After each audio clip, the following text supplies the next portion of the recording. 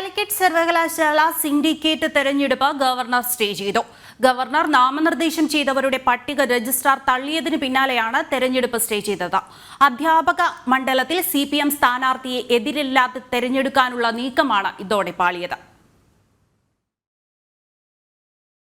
വിവാദങ്ങൾക്കൊടുവിൽ കാലിക്കറ്റ് സർവകലാശാല സിൻഡിക്കേറ്റ് തെരഞ്ഞെടുപ്പ് ഫെബ്രുവരി 17 നടത്താനായിരുന്നു തീരുമാനം.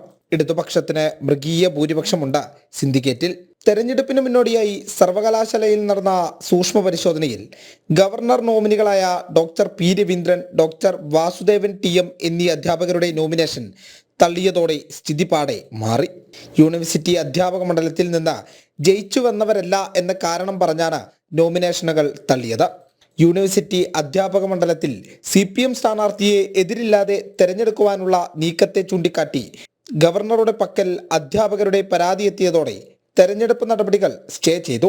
സർവകലാശാല ആക്ട് 21 വകുപ്പ് പ്രകാരം 4 അധ്യാപകർ സിൻഡിക്കേറ്റിൽ ഉണ്ടാകണം.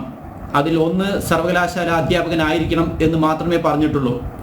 അവർ എലക്റ്റഡായി വന്നവരാണെന്നോ ആകണമെന്നോ അല്ലെങ്കിൽ ഗവർണർ നോമിനികൾ ആകരുതെന്നോ പറഞ്ഞിട്ടില്ല. ആകെ പറഞ്ഞു വെച്ചിരിക്കുന്നത് 4-1 അധ്യാപകൻ സർവകലാശാല അധ്യാപകനായിരിക്കണം എന്ന് മാത്രമാണ്.